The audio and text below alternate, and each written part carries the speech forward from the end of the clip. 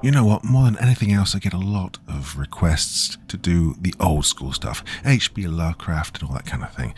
And the truth is, I love it, but honestly, nobody listens. It's really kind of a little bit depressing. You put my heart and my soul into all this kind of thing, and then, nobody really listens to it, apart from a few people who wanted it.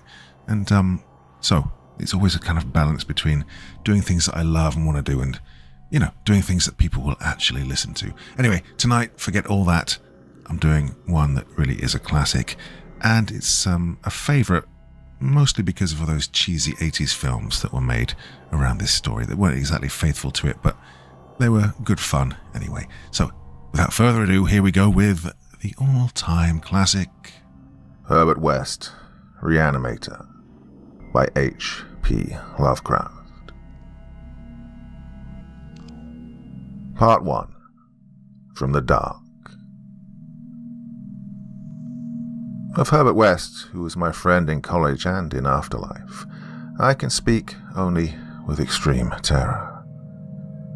This terror is not due altogether to the sinister manner of his recent disappearance, but was engendered by the whole nature of his life's work, and first gained its acute form more than 17 years ago, when we were in the third year of our course at the Miskatonic University Medical School in Arkham.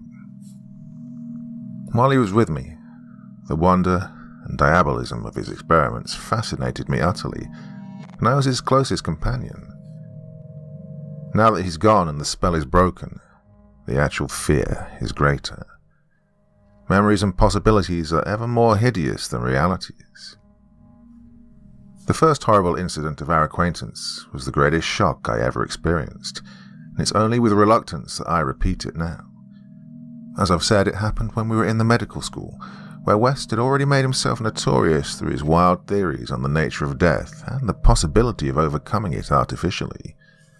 His views, which were widely ridiculed by the faculty and by his fellow students, hinged on the essentially mechanistic nature of life, and concerned means for operating the organic machinery of mankind by calculated chemical action after the failure of natural processes. In his experiments with various animating solutions, he'd killed and treated immense numbers of rabbits, guinea pigs, cats, dogs, and monkeys, till he had become the prime nuisance of the college. Several times he'd actually obtained signs of life in animals supposedly dead. In many cases violent signs, but he soon saw that the perfection of his process, if indeed possible, would necessarily involve a lifetime of research. It likewise became clear that, since the same solution never worked alike on different organic species, he would require human subjects for further and more specialized progress. It was here that he first came into conflict with the college authorities and was debarred from future experiments by no less a dignitary than the dean of the medical school himself, the learned and benevolent Dr. Alan Halsey, whose work on behalf of the stricken is recalled by every old resident of Arkham. I'd always been exceptionally tolerant of West's pursuits, and we frequently discussed his theories, whose ramifications and corollaries were almost infinite. Holding with Haeckel that all life is a chemical and physical process, and that the so-called soul is a myth, my friend believed that artificial reanimation of the dead can depend only on the condition of the tissues, and that unless actual decomposition has set in, a corpse fully equipped with organs may, with suitable measures, be set going again in the peculiar fashion known as life. That the psychic or intellectual life might be impaired by the slight deterioration of sensitive brain cells, which even a short period of death would be apt to cause, West fully realized. It had at first been his hope to find a reagent which would restore vitality before the actual advent of death, and only repeated failures on animals had shown him that the natural and artificial life motions were incompatible. He then sought extreme freshness in his specimens, injecting his solutions into the blood immediately after the extinction of life. It was this circumstance which made the professors so carelessly skeptical, for they felt that true death had not occurred in any case. They did not stop to view the matter closely or reasoningly. It was not long after the faculty had interdicted his work West confided to me his resolution to get fresh human bodies in some manner, and continue in secret the experiments he could no longer perform openly. Well, to hear him discussing ways and means was rather ghastly, for at the college we'd never procured anatomical specimens ourselves. Whenever the morgue proved inadequate, 2 locals attended to this matter, and they were seldom questioned. West was then a small, slender, spectacled youth with delicate features, yellow hair, pale blue eyes, and a soft voice. And it was uncanny to hear him dwelling on the relative merits of Christchurch Cemetery and the Potter's Field. We finally decided on the Potter's Field, because practically every body in Christchurch was embalmed, a thing of course ruinous to West's research. I was by this time his active and enthralled assistant, and helped him make all his decisions, not only concerning the source of bodies, but concerning a suitable place for our loathsome work.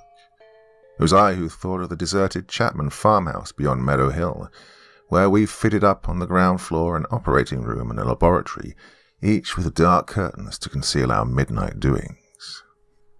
The place was far from any road, and in sight of no other house, yet precautions were none the less necessary, since rumours of strange lights, started by chance nocturnal roamers, would soon bring disaster on our enterprise. It was agreed to call the whole thing a chemical laboratory if discovery should occur. And gradually we equipped our sinister haunt of science with materials either purchased in Boston or quietly borrowed from the college, materials carefully made unrecognizable save to expert eyes, and provided spades and picks for the many burials we should have to make in the cellar. At the college we used an incinerator, but the apparatus was too costly for our unauthorized laboratory. Bodies were always a nuisance, even the small guinea pig bodies from the slight clandestine experiments in West's room at the boarding house. We followed the local death notices like ghouls, for our specimens demanded particular qualities. What we wanted were corpses interned soon after death and without artificial preservation, preferably free from malforming disease, and certainly with all organs present. Accident victims were our best hope. Not for many weeks did we hear of anything suitable, though we talked with morgue and hospital authorities, ostensibly in the college's interest, as often as we could, without exciting suspicion. We found that the college had first choice in every case, so that it might be necessary to remain in Arkham during the summer, when only the limited summer school classes were held. In the end, though, luck favoured us, for one day we heard of an almost ideal case in the Potter's Field, a brawny young workman drowned only the morning before in Summer's Pond, and buried at the town's expense without delay or embalming. That afternoon we found the new grave, and determined to begin work soon after midnight. It was a repulsive task that we undertook in the small black hours, even though we lacked at that time the special horror of graveyards which later experiences brought to us. We carried spades and oil dark lanterns, for although electric torches were then manufactured, they were not as satisfactory as the tungsten contrivances of today. The process of unearthing was slow and sordid.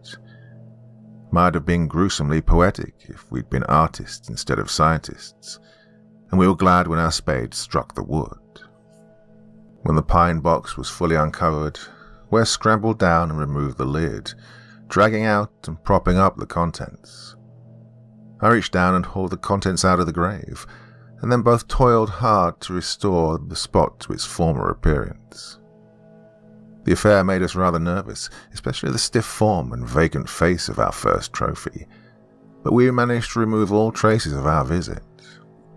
When we'd patted down the last shovelful of earth, we put the specimen in a canvas sack and set out for the old Chapman place beyond Meadow Hill. On an improvised dissecting table in the old farmhouse, by the light of a powerful acetylene lamp, the specimen was not very spectral looking. It had been a sturdy and apparently unimaginative youth of wholesome plebeian type, large-framed, grey-eyed, and brown-haired, a sound animal without psychological subtleties, and probably having vital processes of the simplest and healthiest sort. Now, with the eyes closed, he looked more asleep than dead, though the expert test of my friend soon left no doubt on that score.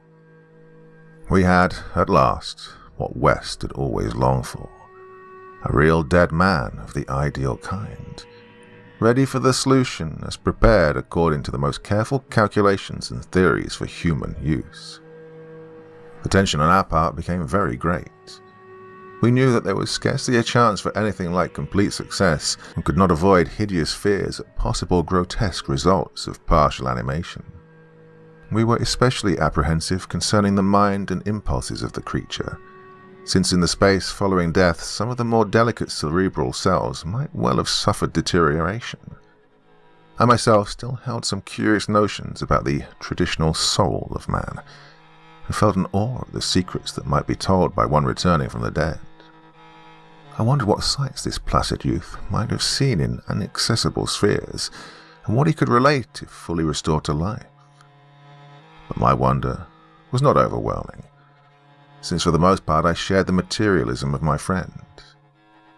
He was calmer than I, as he forced a large quantity of his fluid into a vein of the body's arm, immediately binding the incision securely. Oh, the waiting was gruesome, but West never faltered. Every now and then he applied his stethoscope to the specimen and bore the negative results philosophically. After about 3/4 of an hour, without the least sign of life, he disappointedly pronounced the solution inadequate, but determined to make the most of his opportunity and try one change in the formula before disposing of his ghastly prize. We had that afternoon dug a grave in the cellar, and would have to fill it by dawn, for although we'd fixed a lock on the house, we wished to shun even the most remote risk of ghoulish discovery. Besides, the body would not have been approximately fresh the next night. So taking the solitary acetylene lamp into the adjacent laboratory, we left our silent guest on the slab in the dark, and bent every energy to the mixing of a new solution, the weighing and measuring supervised by West with an almost fanatical care.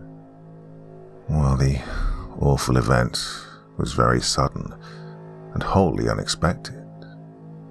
I was pouring something from one test tube to another, and West was busy over the alcohol blast lamp which had to suffice for a Bunsen burner in this gasless edifice, when from the pitch-black room that we'd left, there burst the most appalling and demonic succession of cries that either of us had ever heard.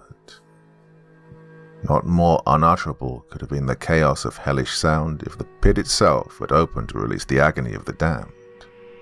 For in one inconceivable cacophony was centered all the supernatural terror and unnatural despair of animate nature. Human it could not have been. It's not in man to make such sounds. And without a thought of our late employment or its possible discovery, both West and I leapt to the nearest window like stricken animals, overturning tubes, lamps, and retorts, and vaulting madly into the starred abyss of the rural night. God, I think we screamed ourselves as we stumbled frantically toward the town, though as we reached the outskirts we put on a semblance of restraint, just enough to seem like belated revelers staggering home from debauchery. We did not separate, but managed to get to West's room, where we whispered with the gas up until dawn. By then we calmed ourselves a little with rational theories and plans for investigation, so that we could sleep through the day, classes being disregarded. But that evening, 2 items in the paper, wholly unrelated, made it again impossible for us to sleep. The old deserted Chapman house had inexplicably burned to an amorphous heap of ashes. That we could understand because of the upset lamp. And also, an attempt had been made to disturb a new grave in the potter's field, as if by futile and spadeless clawing at the earth. That we could not understand. We'd patted down the earth very carefully. And for 17 years after that, West would look frequently over his shoulder and complain of footsteps behind him. And now, he has disappeared. Part 2. The Plague Demon. I shall never forget that hideous summer 16 years ago when, like a noxious afrite from the halls of Eblis typhoid, stalked leeringly through Arkham.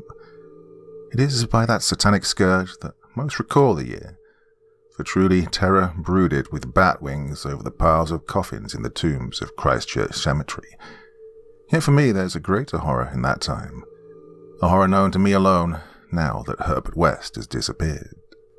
West and I were doing post-grad work in summer classes at the medical school of Miskatonic University, and my friend had attained a wide notoriety because of his experiments leading toward the revivification of the dead. After the scientific slaughter of uncounted small animals, the freakish work had ostensibly stopped by order of our skeptical dean, Dr. Alan Halsey. Though West continued to perform certain secret tests in his dingy boarding house room, and had on one terrible and unforgettable occasion taken a human body from its grave in the Potter's Field to a deserted farmhouse beyond Meadow Hill. I was with him on that odious occasion, and saw him inject into the still veins the elixir which he thought would to some extent restore life's chemical and physical processes. It had ended horribly, in a delirium of fear which we gradually came to attribute to our own overwrought nerves, and West had never afterward been able to shake off a maddening sensation of being haunted and hunted. The body had not been quite fresh enough. It's obvious that to restore normal mental attributes, a body must be very fresh indeed, and the burning of the old house had prevented us from burying the thing. Well, it would have been better if we could have known it was underground. After that experience, West had dropped his research for some time, but as the zeal of the born scientist slowly returned, he again became importunate with the college faculty, pleading for the use of the dissecting room and of fresh human specimens for the work he regarded as so overwhelmingly important. His pleas, however, were wholly in vain, for the decision of Dr. Halsey was inflexible, and the other professors all endorsed the verdict of their leader.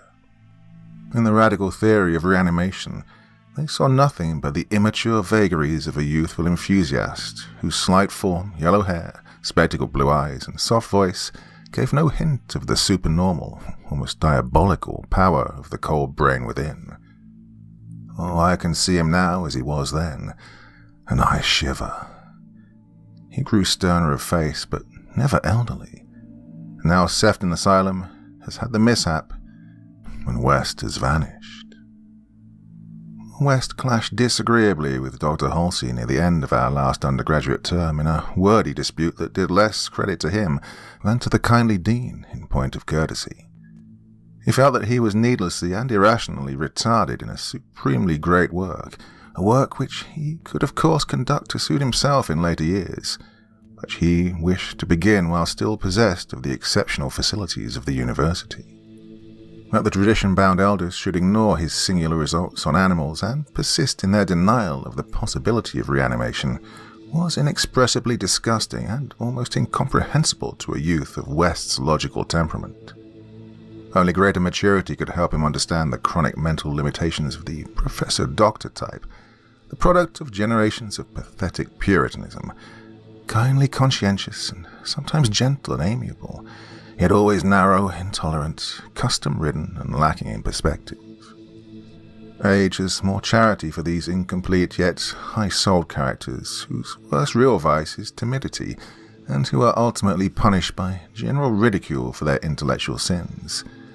Sins like Ptolemaism, Calvinism, anti-Darwinism, anti-Nietzscheism, and every sort of Sabbatarianism and sumptuary legislation. Now West, young despite his marvelous scientific acquirements, had scant patience with good Dr. Halsey and his erudite colleagues, and nursed an increasing resentment, a desire to prove his theories to these obtuse worthies in some striking and dramatic fashion. Like most youths, he indulged in elaborate daydreams of revenge, triumph, and final magnanimous forgiveness. And then had come the scourge, grinning and lethal, from the nightmare caverns of Tartarus. West and I had graduated about the time of its beginning, but have remained for additional work at the summer school, so that we were in Arkham when it broke with full demonic fury upon the town. Though not as yet licensed physicians, we now had our degrees and were pressed frantically into public service as the numbers of the stricken grew.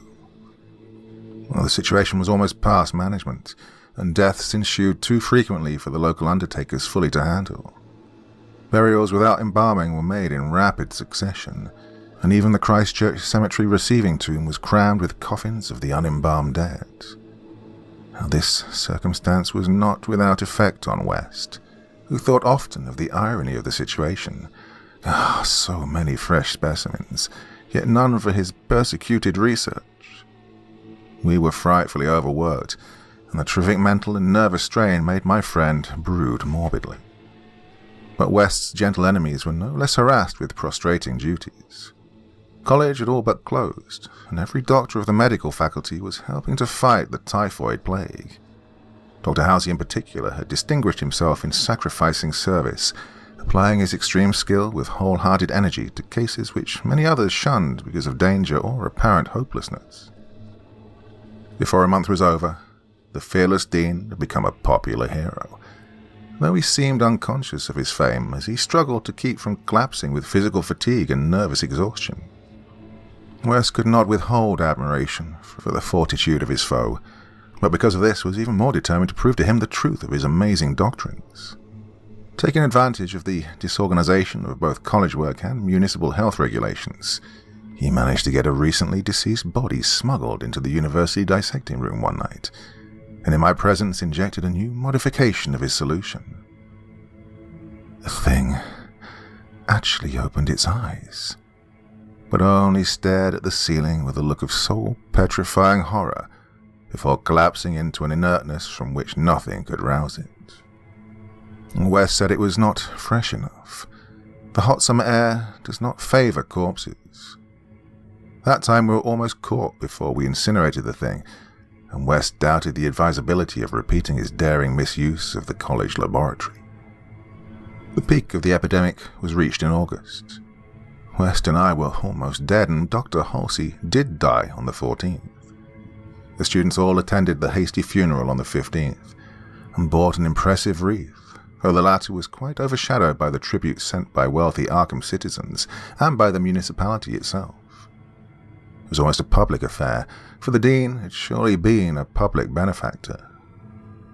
After the entombment, we were all somewhat depressed, and spent the afternoon at the bar of the commercial house, where West, though shaken by the death of his chief opponent, chilled the rest of us with his reference to his notorious theories.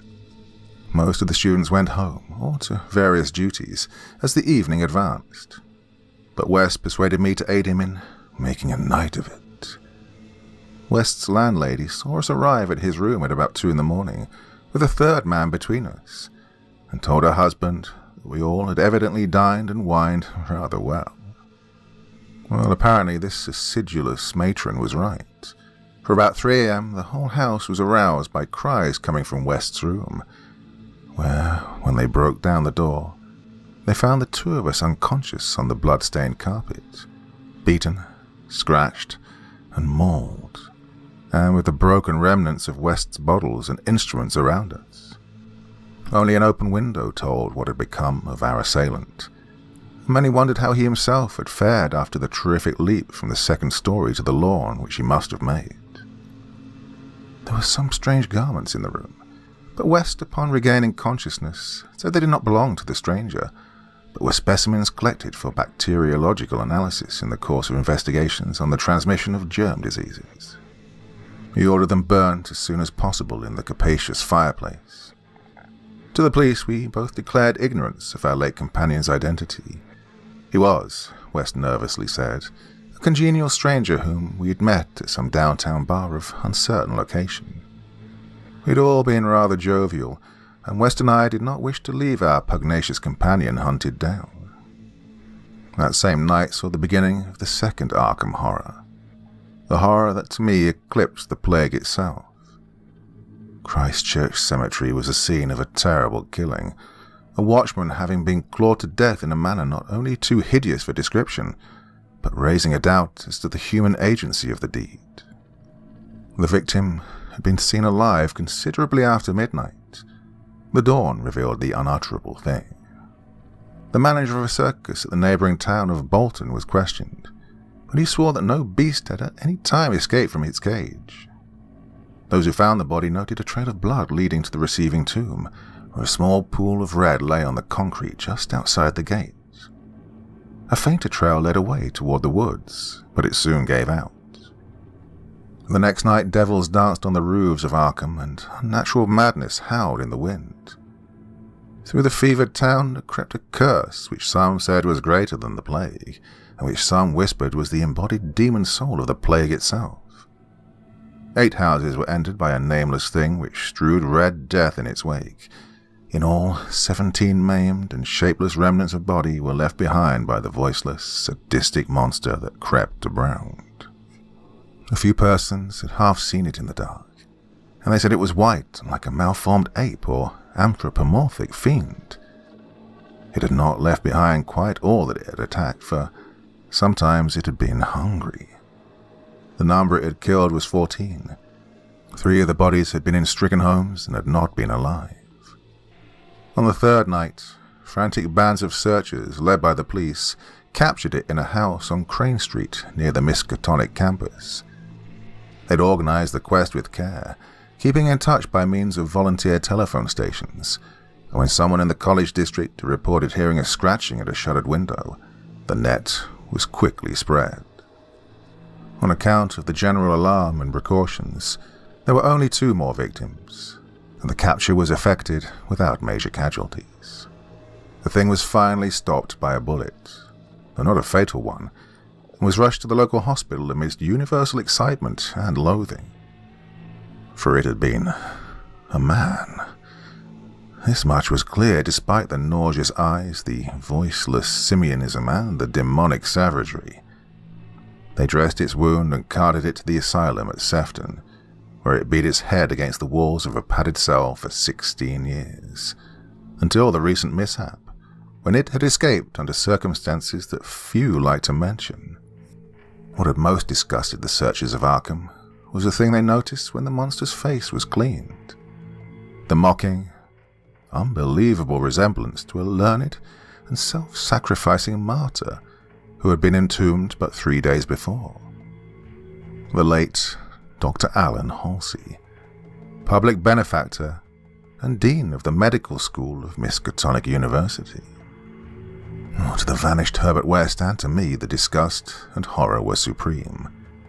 I shudder tonight as I think of it, shudder even more than I did that morning when West muttered through his bandages, "Damn it, it wasn't quite fresh enough."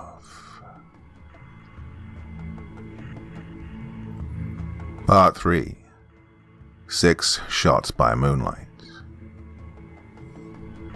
It's uncommon to fire all 6 shots of a revolver with great suddenness when one would probably be sufficient, but many things in the life of Herbert West were uncommon. It is, for instance, not often that a young physician leaving college is obliged to conceal the principles which guide his selection of a home and office, yet that was the case with Herbert West. When he and I obtained our degrees at the medical school of Miskatonic University and sought to relieve our poverty by setting up as general practitioners, we took great care not to say that we chose our house because it was fairly well isolated and as near as possible to the potter's field. Reticence such as this is seldom without a cause, nor indeed was ours, for our requirements were those resulting from a life work distinctly unpopular. Outwardly we were doctors only, but beneath the surface were aims of far greater and more terrible moments, for the essence of Herbert West's existence was a quest amid black and forbidden realms of the unknown, in which he hoped to uncover the secret life and restore to perpetual animation the graveyard's cold clay. Now such a quest demands strange materials, among them fresh human bodies, and in order to keep supplied with these indispensable things, one must live quietly and not far from a place of informal internment. West and I had met in college, and I had been the only one to sympathize with his hideous experiments. Gradually I had become his inseparable assistant, and now that we were out of college we had to keep together. It's not easy to find a good opening for two doctors in company, but finally the influence of the university secured us a practice in Bolton, a factory town near Arkham, the seat of the college. The Bolton worsted mills are the largest in the Miskatonic Valley, and their polyglot employees are never popular as patients with the local physicians. We chose our house with the greatest care, seizing at last on a rather run-down cottage near the end of Pond Street, 5 numbers from the closest neighbour, and separated from the local potter's field by only a stretch of meadowland, bisected by a narrow neck of the rather dense forest which lies to the north. The distance was greater than we wished, but we could get no nearer house without going on the other side of the field, wholly out of the factory district. We were not much displeased, however, since there were no people between us and our sinister source of supplies. The walk was a little long, but we could haul our silent specimens undisturbed. Our practice was surprisingly large from the very first, large enough to please most young doctors, and large enough to prove a bore and a burden to students whose real interest lay elsewhere. The mill hands were of somewhat turbulent inclinations, and besides their many natural needs, their frequent clashes and stabbing affrays gave us plenty to do. But what actually absorbed our minds was the secret laboratory that we'd fitted up in the cellar. The laboratory with the long table under the electric lights, where in the small hours of the morning we often injected West's various solutions into the veins of the things we'd dragged from the potter's field. West was experimenting madly to find something which would start man's vital motions anew after they'd been stopped by the thing we call death, but it encountered the most ghastly obstacles. The solution had to be differently compounded for different types. What would serve for guinea pigs would not serve for human beings, and different human specimens required large modifications. The bodies had to be exceedingly fresh, or the slight decomposition of brain tissue would render perfect reanimation impossible. Indeed, the greatest problem was to get them fresh enough. West had had horrible experiences during his secret college research with corpses of doubtful vintage. The results of partial or imperfect animation were much more hideous than were the total failures, and we both held fearsome recollections of such things. Ever since our first demonic session in the deserted farmhouse on Meadow Hill in Arkham, we'd felt a brooding menace, and West, though a calm, blonde, blue-eyed scientific automaton in most respects, often confessed to a shuddering sensation of stealthy pursuit. He half felt like he was being followed, a psychological delusion of shaken nerves, enhanced by the undeniably disturbing fact that at least one of our reanimated specimens was still alive, a frightful, carnivorous thing in a padded cell in Sefton. Then there was another, our first, whose exact fate we had never learned. And we had fair luck with specimens in Bolton, much better than in Arkham. We had not been settled a week before we got an accident victim on the very night of burial, and made it open its eyes with an amazingly rational expression, before the solution failed. It had lost an arm. Well, if it had been a perfect body, we might have succeeded better. Between then and the next January, we secured 3 more.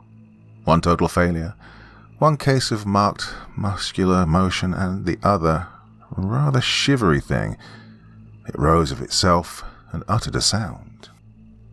Then came a period when luck was poor. Internments fell off, and those that did occur were of specimens either too diseased or too maimed for use. We kept track of all the deaths and their circumstances with systematic care. One March night, however, we unexpectedly obtained a specimen which did not come from the potter's field. In Bolton, the prevailing spirit of Puritanism had outlawed the sport of boxing, with the usual result. Surreptitious and ill-conducted bouts among the mill workers were common, and occasionally professional talent of low grade was imported. This late winter night, there had been such a match, evidently with disastrous results, since 2 timorous Poles had come to us with incoherently whispered entreaties to attend to a very secret and desperate case. We followed them back to an abandoned barn, where the remnants of a crowd of frightened foreigners were watching a silent, black form on the floor. The match had been between Kid O'Brien, a lubberly and now quaking youth, and Buck Robinson, the Harlem Smoke. The black man had been knocked out, and a moment's examination showed us that he would permanently remain so. Oh, he was a loathsome thing. Oh, the body must have looked even worse in life, but the world holds many ugly things. Fear was upon the whole pitiful crowd, for they didn't know what the law would exact on them if the affair were not hushed up, and they were grateful when West, in spite of my involuntary shudders, offered to get rid of the thing quietly, for a purpose I knew too well. There was bright moonlight over the snowless landscape, and we dressed the thing and carried it home between us through the deserted streets and meadows, as we carried a similar thing one horrible night in Arkham. We approached the house from the field in the rear, took the specimen in the back door and down the cellar stairs, and prepared it for the usual experiment. Our fear of the police was absurdly great, though we'd timed our trip to avoid the solitary patrolman of that section. The results were wearily anticlimactic. Ghastly as our prize appeared, it was wholly unresponsive to every solution we injected in its arm, those solutions prepared from experience with white specimens only. So as the hour grew dangerously near to dawn, we did as we'd done with the others, dragged the thing across the meadows to the neck of the woods near the potter's field, and buried it there in the best sort of grave the frozen ground would furnish. The grave was not very deep, but fully as good as that of the previous specimen, the thing which had risen of itself and uttered a sound. In the light of our dark lanterns, we carefully covered it with leaves and dead vines, fairly certain that the police would never find it in a forest so dim and dense. The next day I was increasingly apprehensive about the police, for a patient brought rumours of a suspected fight and death. West had still another source of worry, for he'd been called in the afternoon to a case which ended very threateningly.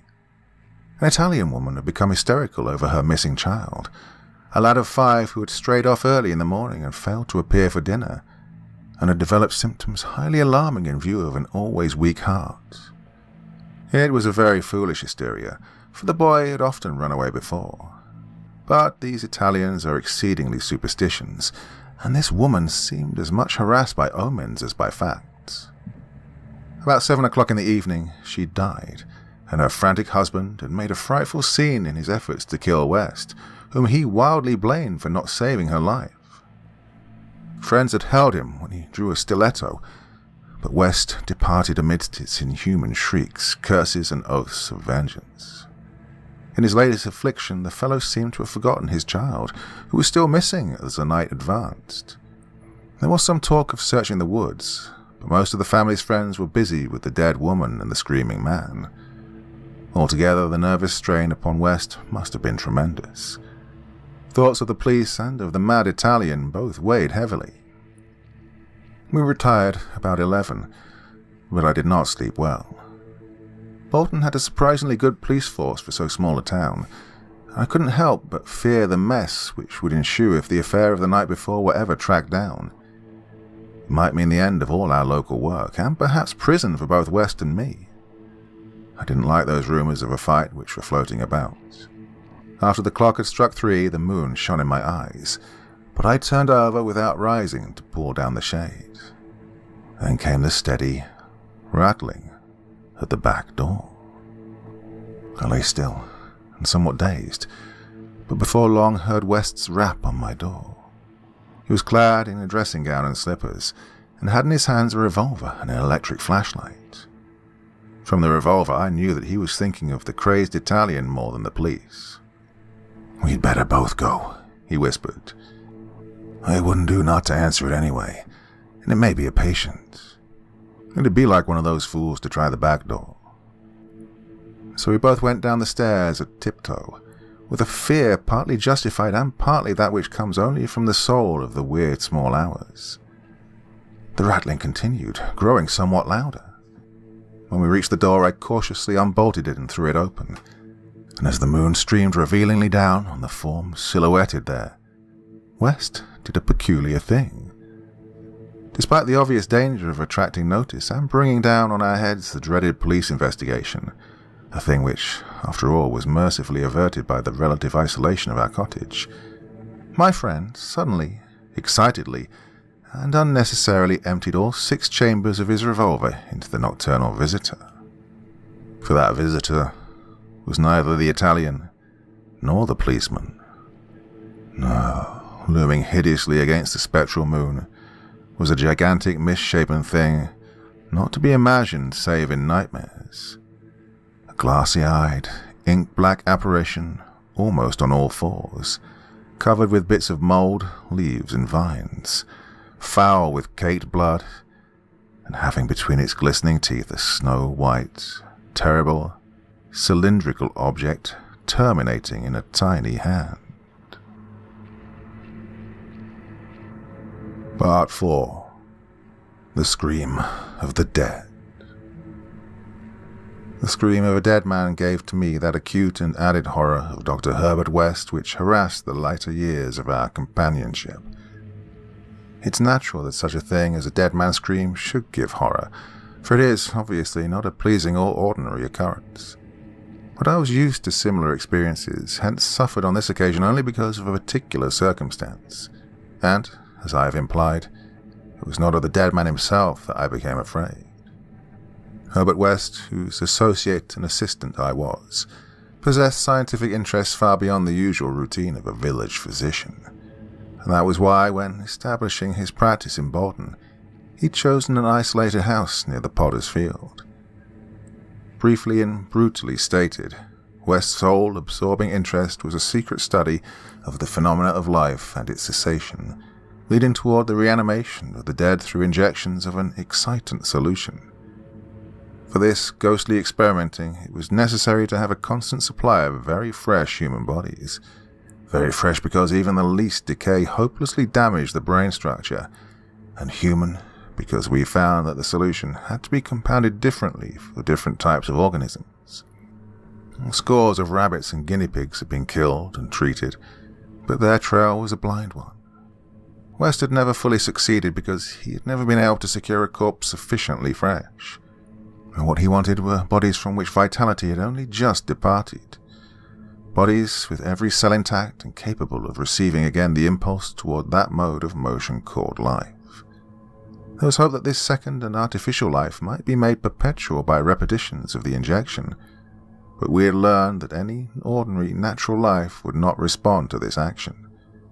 To establish the artificial motion, natural life must be extinct. The specimens must be very fresh, but genuinely dead. The awesome quest had begun when West and I were students at the Miskatonic University Medical School in Arkham, vividly conscious for the first time of the thoroughly mechanical nature of life. That was 7 years before, but West looked scarcely a day older now. He was small, blonde, clean-shaven, soft-voiced and spectacled, with only an occasional flash of a cold blue eye to tell of the hardening and growing fanaticism of his character under the pressure of his terrible investigations.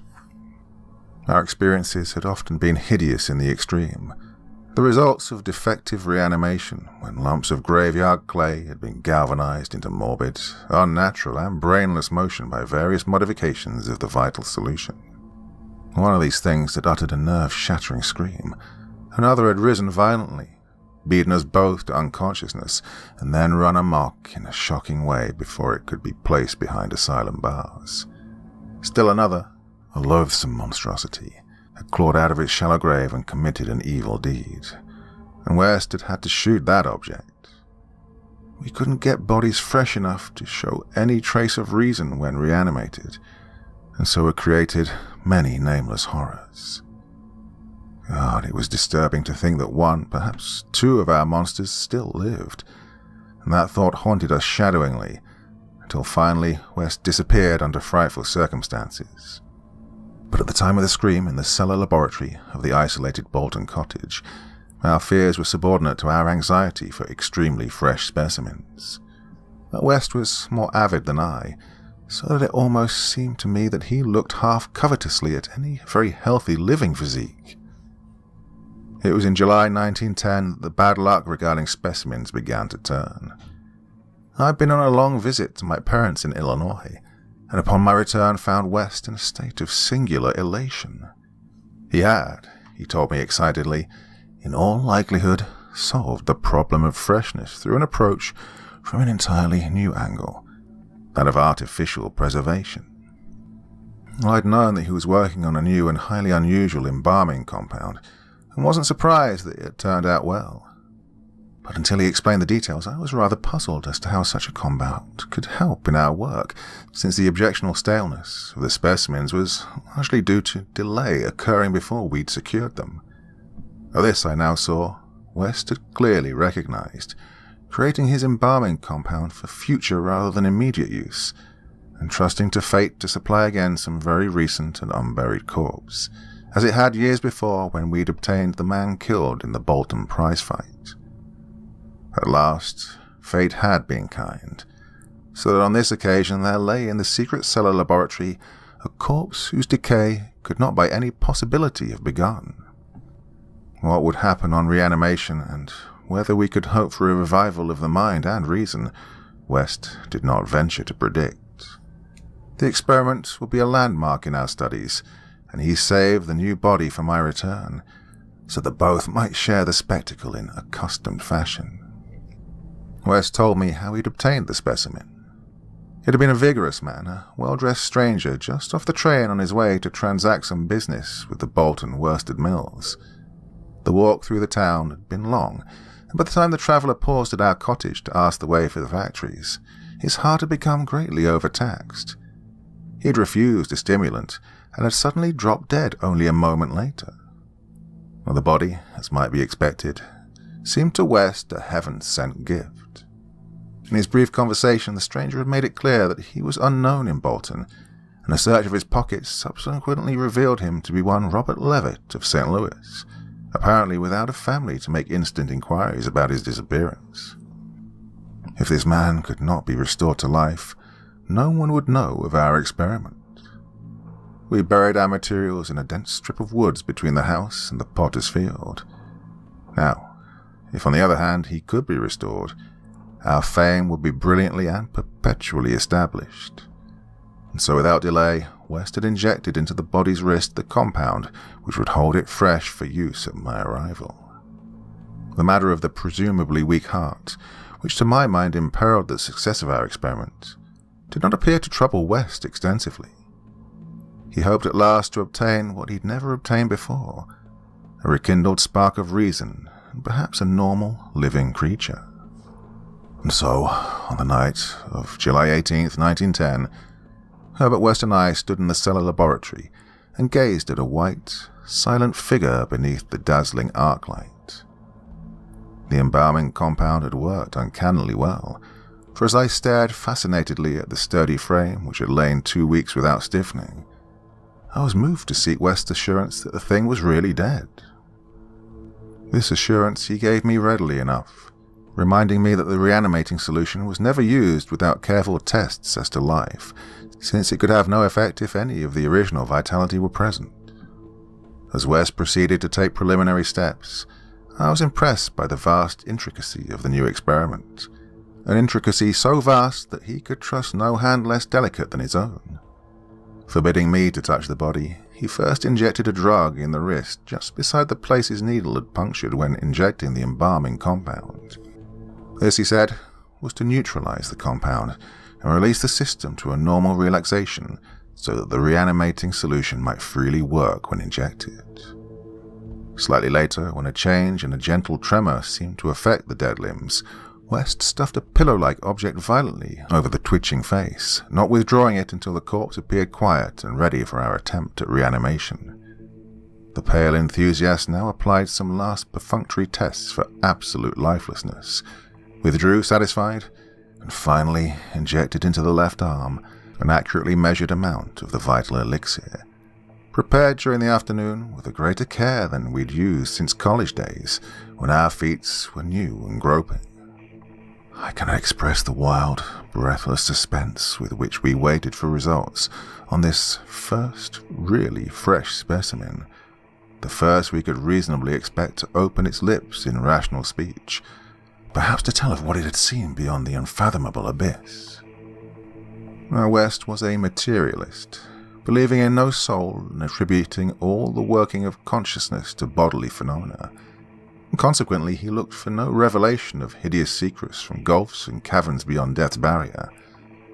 I did not wholly disagree with him theoretically, and yet held vague, instinctive remnants of the primitive faith of my forefathers, so that I could not help eyeing the corpse with a certain amount of awe and terrible expectation.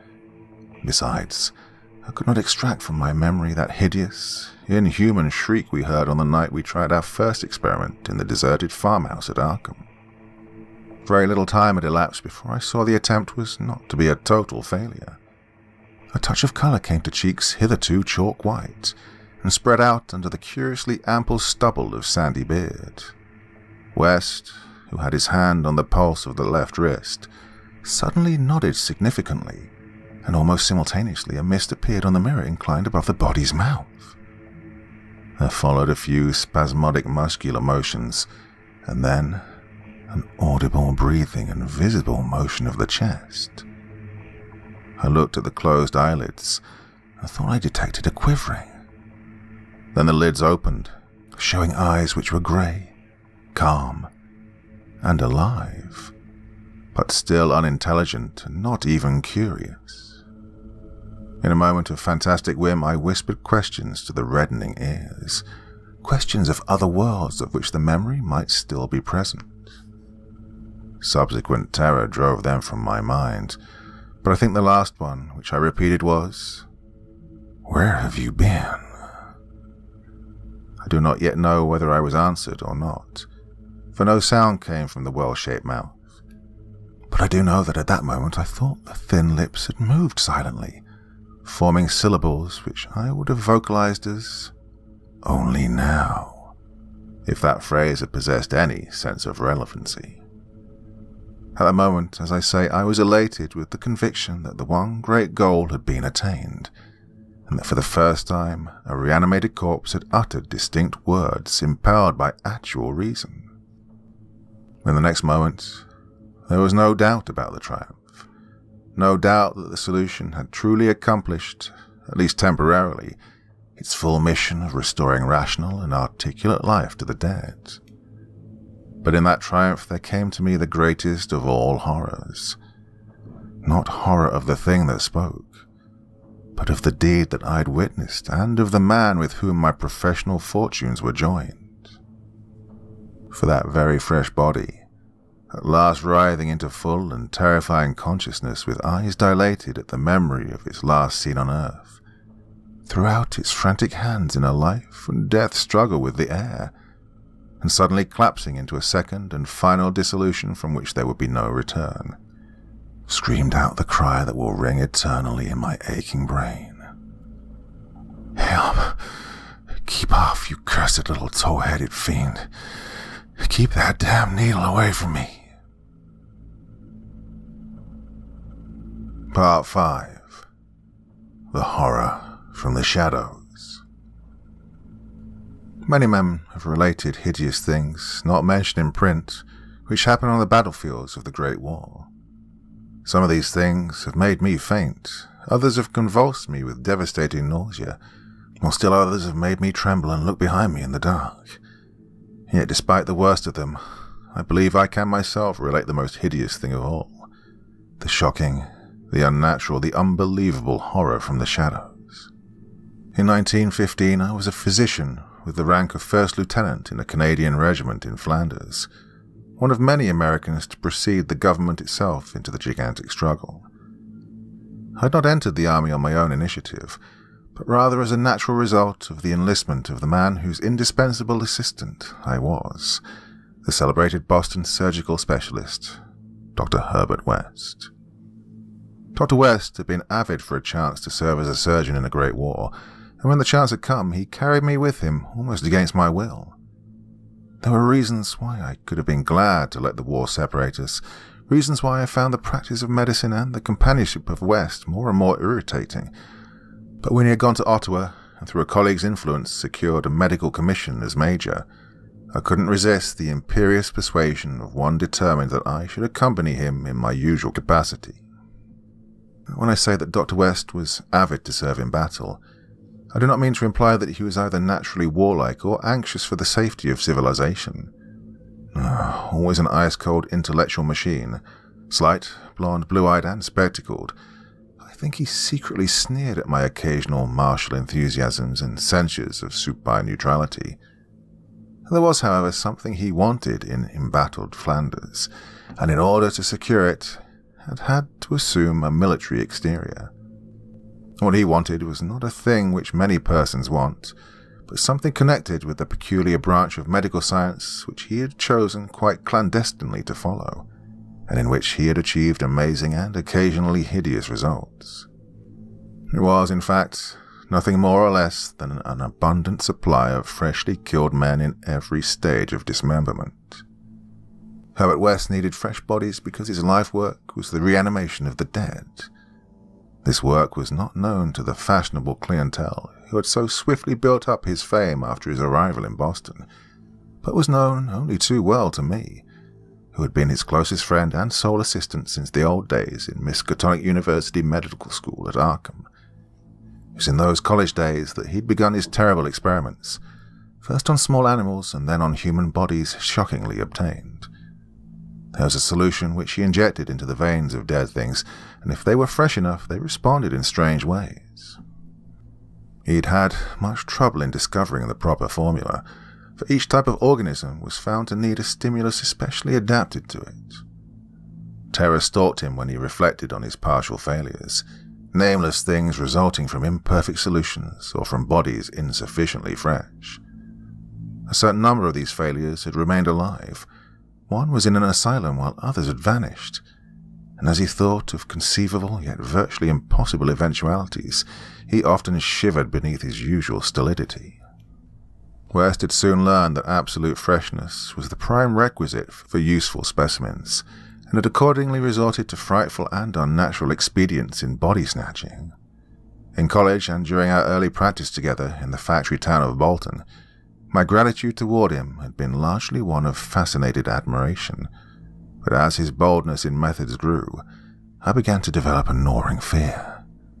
I didn't like the way he looked at healthy living bodies, and then there came a nightmarish session in the cellar laboratory when I learned that a certain specimen had been a living body when he secured it. That was the first time he'd ever been able to revive the quality of rational thought in a corpse, and his success, obtained at such a loathsome cost, had completely hardened him. Of his methods in the intervening 5 years I dare not speak. I was held to him by sheer force of fear, and witnessed sights no human tongue could repeat.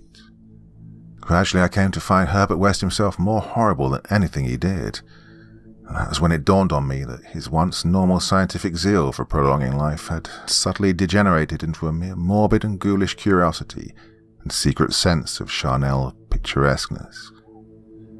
His interest became a hellish and perverse addiction to the repellently and fiendishly abnormal. He gloated calmly over artificial monstrosities, which would make most healthy men drop dead from fright and disgust. He became, behind his pallid intellectuality, a fastidious Baudelaire of physical experiment, a languid Elagabus of the tombs. Dangers he met unflinchingly, crimes he committed unmoved. I think the climax came when he had proved his point that rational life can be restored, and had sought new worlds to conquer by experimenting on the reanimation of detached parts of bodies. He had wild and original ideas on the independent vital properties of organ cells and nerve tissue separated from natural physiological systems, and had achieved some hideous preliminary results in the form of never-dying, artificially nourished tissue obtained from the nearly hatched eggs of an indescribable tropical reptile. 2 biological points he was exceedingly anxious to settle. First, whether any amount of consciousness and rational action be possible without the brain, proceeding from the spinal cord and various nerve centers, and second, whether any kind of ethereal, intangible relation distinct from the material cells may exist to link the surgically separated parts of what has previously been a single living organism. All this research work required a prodigious supply of freshly slaughtered human flesh, and that was why Herbert West had entered the Great War. The phantasmal, unmentionable thing occurred one midnight late in March 1915, in a field hospital behind the lines of Saint-Éloi. I wonder even now if it could have been other than a demonic dream of delirium. West had a private laboratory in an east room of the barn-like temporary edifice, assigned him on his plea that he was devising new and radical methods for the treatment of hitherto hopeless cases of maiming. There he worked like a butcher in the midst of his gory wares. I could never get used to the levity with which he handled and classified certain things. At times he actually did perform marvels of surgery for the soldiers, but his chief delights were of a less public and philanthropic kind, requiring many explanations of sounds which seemed peculiar even amidst the babble of the damned. Among these sounds were frequent revolver shots, surely not uncommon on a battlefield, but, well, distinctly uncommon in a hospital. Dr. West's reanimated specimens were not meant for long existence or a large audience. Besides human tissue, West employed much of the reptile embryo tissue which he'd cultivated with such singular results. It was better than human material for maintaining life in organless fragments, and that was now my friend's chief activity. In a dark corner of the laboratory, over a strange incubating burner, he kept a large covered vat full of this reptilian cell matter, which multiplied and grew hideously. On the night of which I speak, we had a splendid new specimen, a man at once physically powerful and of such high mentality that a sensitive nervous system was assured. It was rather ironic, for he was the officer who had helped West to his commission, and was now to have been our associate. Moreover, he had in the past secretly studied the theory of reanimation to some extent under West. Major Sir Eric Morland Clapham Lee, DSO, was the greatest surgeon in our division, and had been hastily assigned to the Saint-Éloi sector when news of the heavy fighting had reached headquarters. He'd come in on an aeroplane piloted by the intrepid Lieutenant Ronald Hill, only to be shot down when directly over his destination. The fall had been spectacular and awful. Hill was unrecognizable afterward, but the wreck yielded up the great surgeon in a nearly decapitated but otherwise intact condition. West had greedily seized the lifeless thing which had once been his friend and fellow scholar, and I shuddered when he finished severing the head, placed it in his hellish vat of pulpy reptile tissue to preserve it for future experiments, and then proceeded to treat the decapitated body on the operating table. He injected new blood, joined certain veins, arteries and nerves at the headless neck, and closed the ghastly aperture with engrafted skin from an unidentified specimen which had borne an officer's uniform. I knew what he wanted: to see if this highly organized body could exhibit, without its head, any of the signs of mental life which had distinguished Sir Eric Morland Clapham Lee. Once a student of reanimation, this silent trunk was now gruesomely called upon to exemplify it. I can still see Herbert West under the sinister electric light as he injected his reanimating solution into the arm of the headless body. The scene I cannot describe.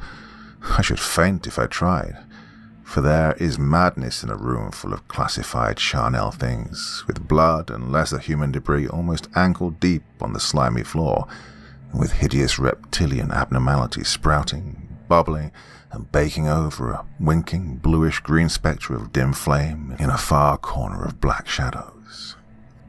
The specimen, as West repeatedly observed, had a splendid nervous system. Much was expected of it, and as a few twitching motions began to appear, I could see the feverish interest on West's face. He was ready, I think, to see proof of his increasingly strong opinion that consciousness, reason, and personality can exist independently of the brain, that man has no central connective spirit, but is merely a machine of nervous matter, each section more or less complete in itself. In one triumphant demonstration, West was about to relegate the mystery of life to the category of myth.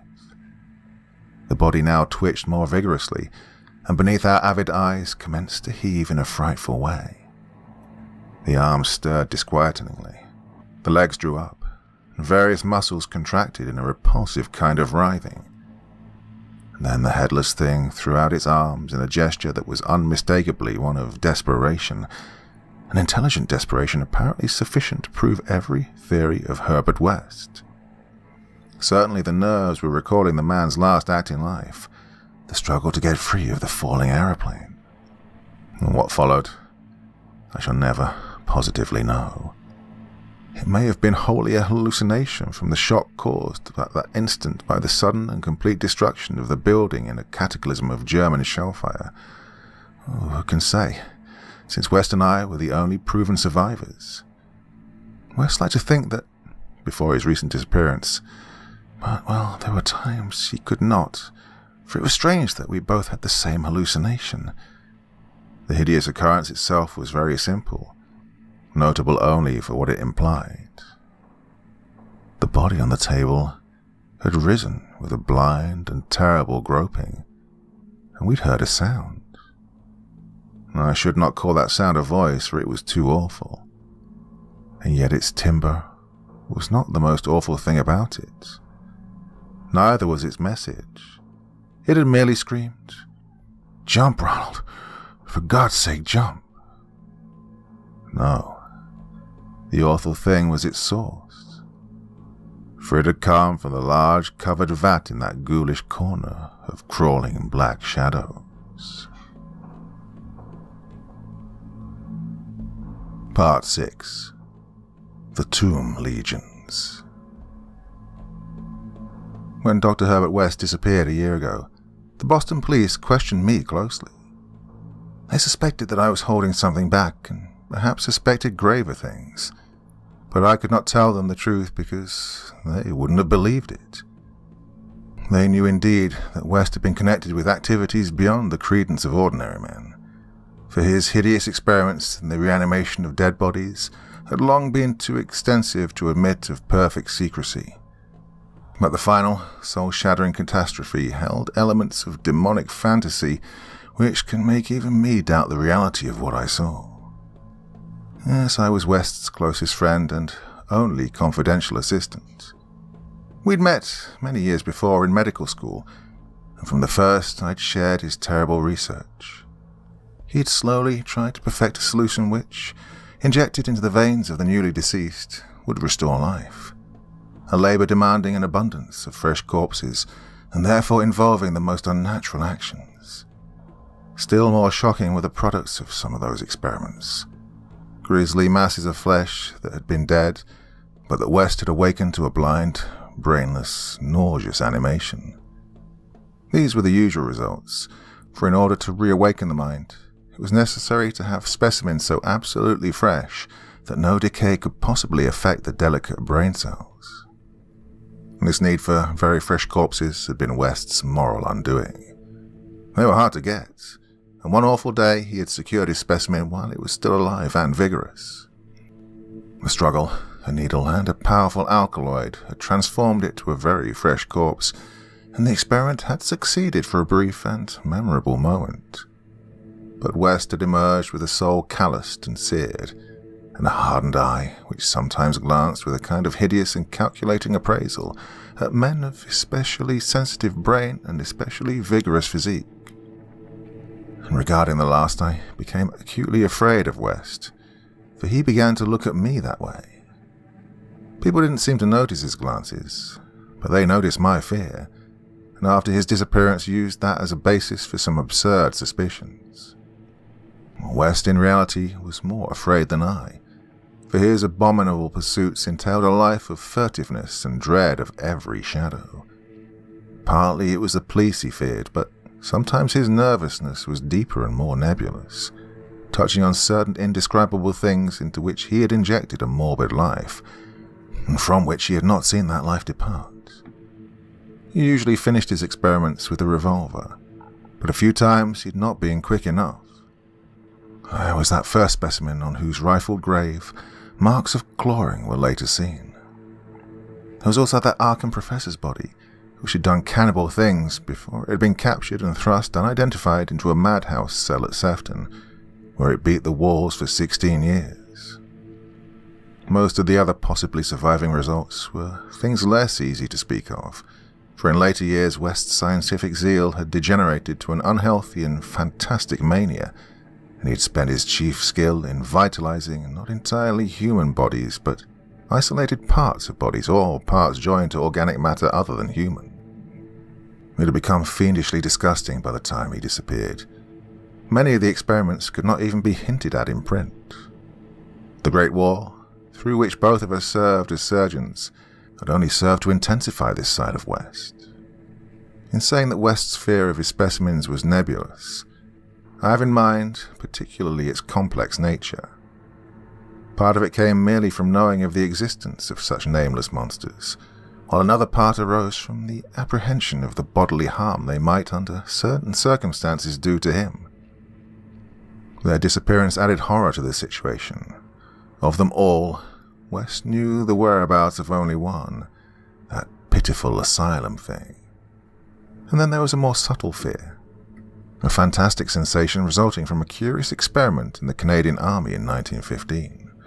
West, in the midst of a severe battle, had reanimated Major Sir Eric Morland Clapham Lee, DSO, a fellow physician who knew about his experiments and could have duplicated them. The head had been removed so that the possibilities of quasi-intelligent life in the trunk might be investigated. Just as the building was wiped out by a German shell, there had been a success. The trunk had moved intelligently, and, unbelievable to relate, we were both sickeningly sure that articulate sounds had come from the detached head as it lay in a shadowy corner of the laboratory. Well, the shell had been merciful in a way, but West could never feel as certain as he wished that we too were the only survivors. He used to make shuddering conjectures about the possible actions of a headless physician with the power of reanimating the dead. West's last quarters were in a venerable house of much elegance, overlooking one of the oldest burying grounds in Boston. He had chosen the place for purely symbolic and fantastically aesthetic reasons, since most of the interments were of the colonial period, and therefore of little use to a scientist seeking very fresh bodies. The laboratory was in a sub-cellar secretly constructed by imported workmen, and contained a huge incinerator for the quiet and complete disposal of such bodies, or fragments and synthetic mockeries of bodies as might remain from the morbid experiments and unhallowed amusements of the owner.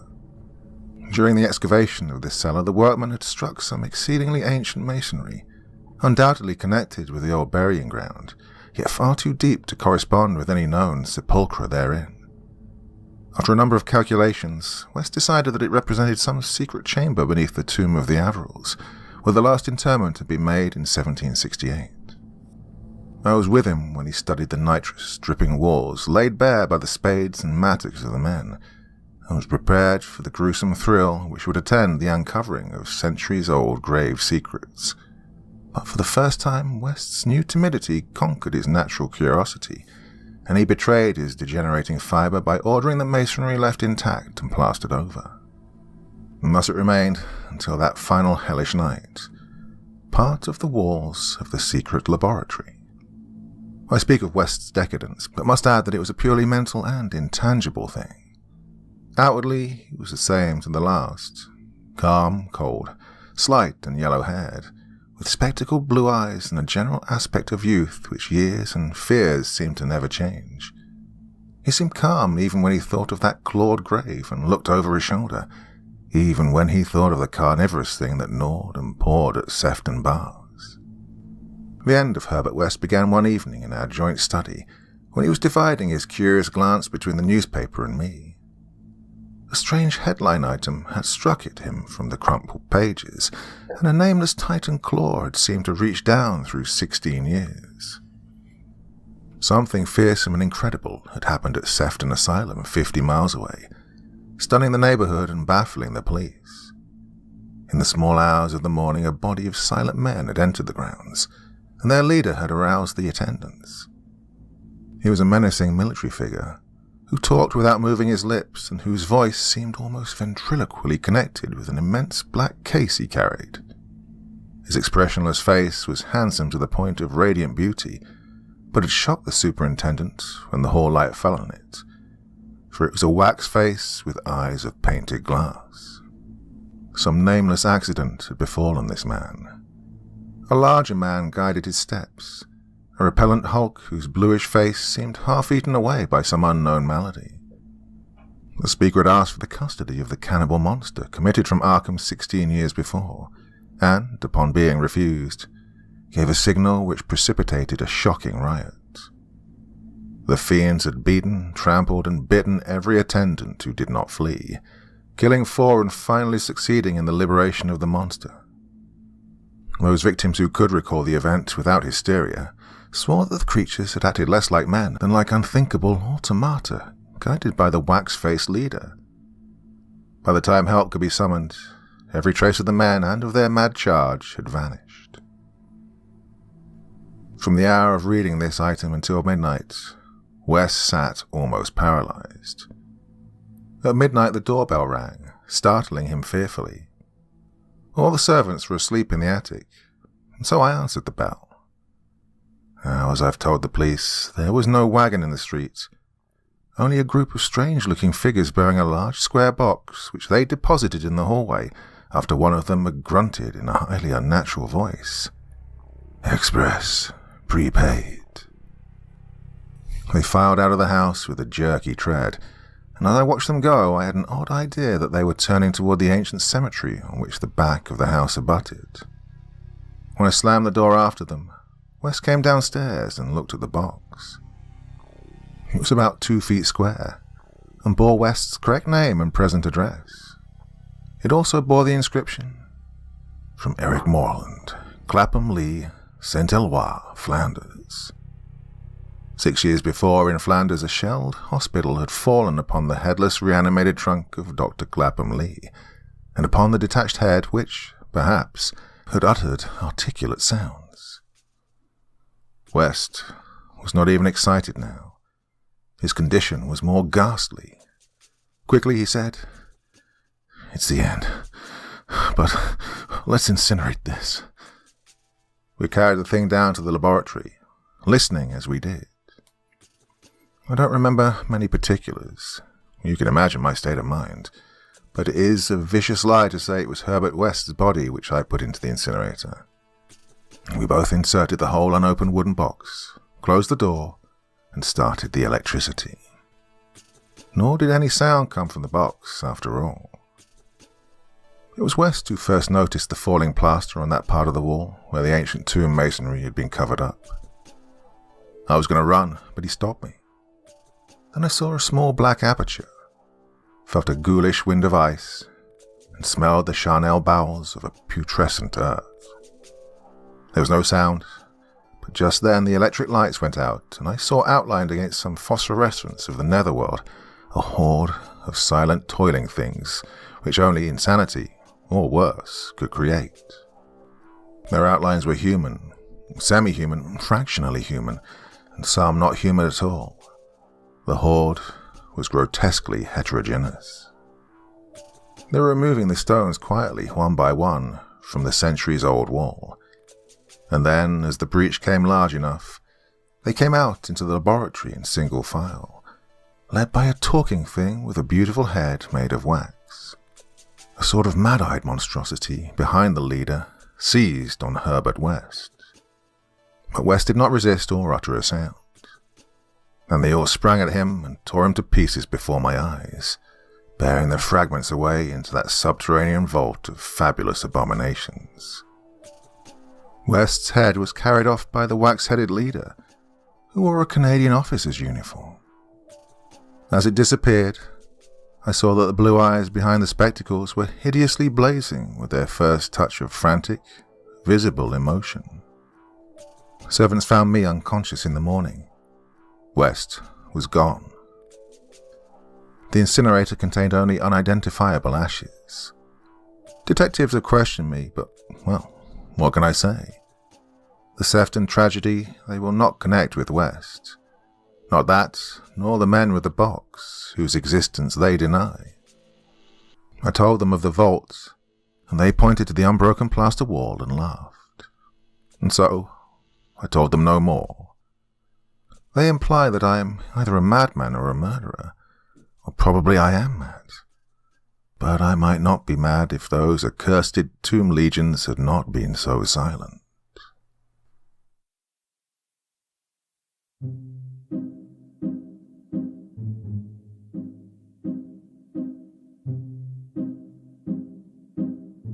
Well, my dear friends, I've been meaning to read that one for a long time. Big fan of those weird, crazy films from the 80s. And, well, surprising how close they were to the original story, to be honest with you. Okay, a bit of H.P. Lovecraft, a classic one there. Hope you all enjoyed that. Different from the things I usually read. And a lot of people have been saying, oh, read some Lovecraft, read some... But, you know, whenever I've tried this in the past, basically, nobody listened. So that's why it's taken me forever to do this. But this was a personal one, a personal favourite that I just wanted to read for you all. So, hope you enjoyed it. It's definitely enough for this evening. I will be back again very soon, though, my dear friends. So, till the next time, sleep well, and bye-bye.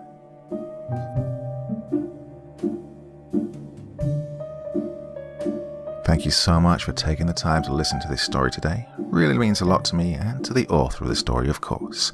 Well, if you want to know more about me, I'm pretty much everywhere on social media. You can find me on Facebook, Twitter, Instagram. You can download my music on SoundCloud. I've got a Patreon if you feel like. Throw me $1 or $2. Very much appreciated. And of course, on Reddit, I have a place where you can leave stories if you want me to read one that you've written. Well, hoping to see you all again very soon. Till then, sweet dreams. Bye-bye.